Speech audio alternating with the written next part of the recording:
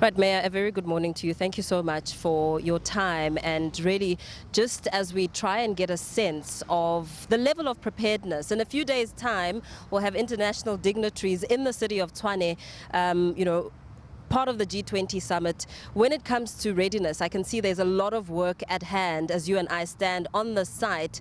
Do you get a sense that the city of Tshwane is indeed ready to host international dignitaries? Indeed, we've been ready for months. I mean, we took the Premier on a tour a few months ago just to show him our level of readiness. But I think what is important is that for us as Tshwane, we will be hosting heads of delegates who will be sleeping in mainland Main, but they will be landing in Waterkloof base. So we're gonna then have the heads of delegates who sleep in Tshwane, but also we're gonna have visitors who are either going to union buildings or visiting the embassies. So what we have shown you today is just to show you what is it that they will see. Of course, for us, this is not about G20, but it helped that the work that we have done can be seen by those people, and our city can be a good ambassador for our country. We're quite proud that we are hosting G20, so obviously we don't want the city of Tshwane to be the weakest link. Yeah. In fact, as you and I speak, we are at an area called the Fountains, but what I do notice, which sticks out,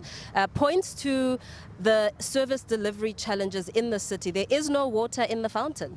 No, there's a reason why there's no water. Yes, there's vandalism, but also remember we're on level 1 restrictions. So we had to even conserve the use of water for our side. So in addition to the vandalism that happened a few years ago and not taking care of the fountains, but in terms of the water, we were also observing level 1 water restrictions. But obviously there's work underway to make sure that we revive it, but we couldn't do it so far because we also wanted to check the issue of security. Now that the security element is sorted, now we can do this because the issue of vandalism is quite serious, so we didn't want to do the work knowing there's a risk that it can be damaged. What measures will be in place to secure?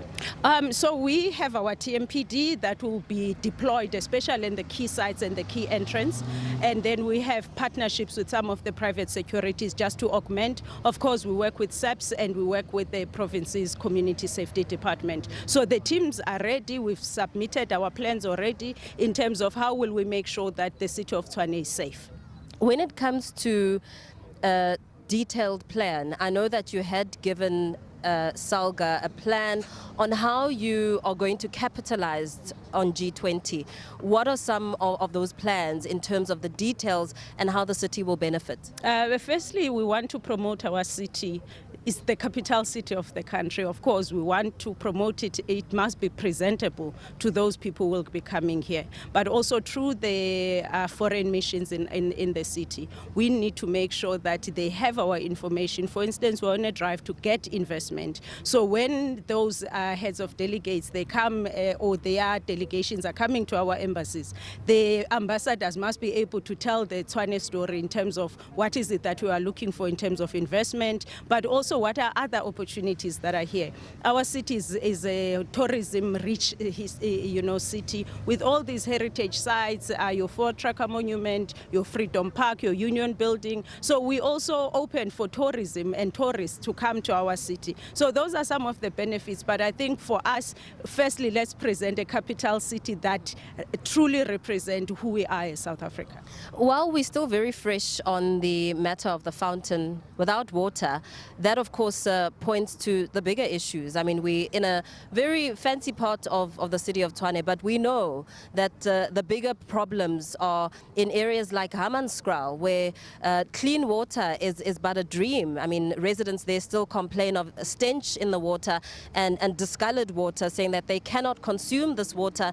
That in itself speaks to the major service delivery challenges, not only in this part, but in several parts of the city. What is the plan insofar as that is concerned? So Hammanskraal water project is progressing. I mean, we have recently commissioned the module 2, and we communicated to residents that the residents can now drink the water. So there's now another set of residents that can drink the water. So insofar as that project is concerned, now we are waiting for the further dates on when module 3 and module 4 will be completed, so we can add the rest of the communities that can drink safe water. And you know the this is a historical problem, but there is progress in terms of giving safe and clean water to the residents of Hammanskraal.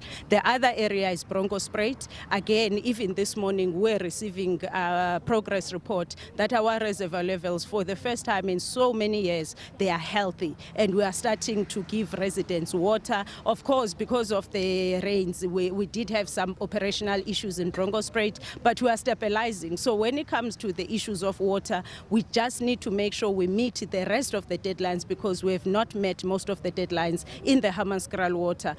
So that is happening. And then on the side of Bronkhorstspruit, we just need to make sure the measures that we've put in place, the upgrades that we have done, they yield the results. And as of this morning, they have been. In Tshwane, we don't have major crisis when it comes to water.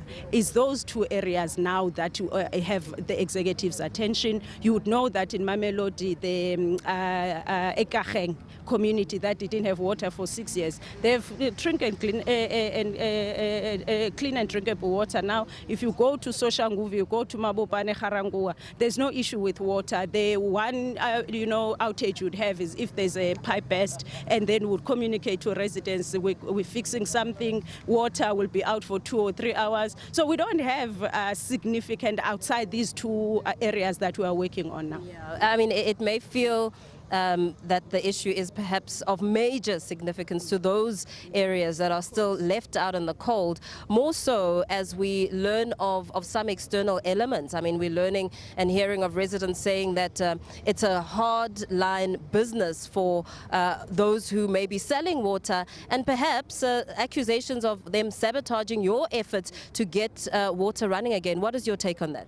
Yeah, well, we have done the best that we can in making sure that we provide residents with water, whether in informal settlements or where in cases of emergency, where, as I was saying, there's a water pipe burst and then we have to fix. And if the shedding is going to last for a few hours, then we provide water to drink to residents.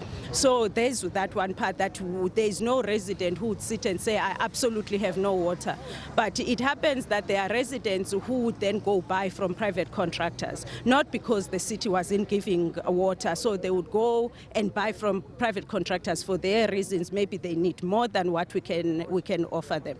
But when it comes to sabotage, we, we would have communicated 2-3 weeks ago, there is an investigation that we commissioned much earlier in the year, where we work with one of the state-owned agency, where we want to get to the answer whether truly is it our old infrastructure that is sabotaging us, or there is an external hand. And I said, while it is easy to make these accusations and say we've got water mafia, but we need to be responsible enough to get to the facts. And that investigation is going to give us the facts. And we commissioned another one, which for a different reason. But we not saying we don't have a problem, we're not going to do anything about it. We say let's get to the bottom of it so that we can respond to it. But with the residents, of course, when it's hot like this, of course, the consumption goes up, and sometimes it happens to certain areas, it affects the high-lying areas. So we keep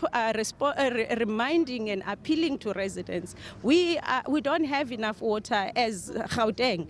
Tshwane is not immune to that, and when the consumption is high, the other areas get affected. So we always ask them to observe the level 1 water restrictions and to reduce their consumption, and we give guidelines on how to manage that. SABC, host broadcaster of the G20 South Africa 2025.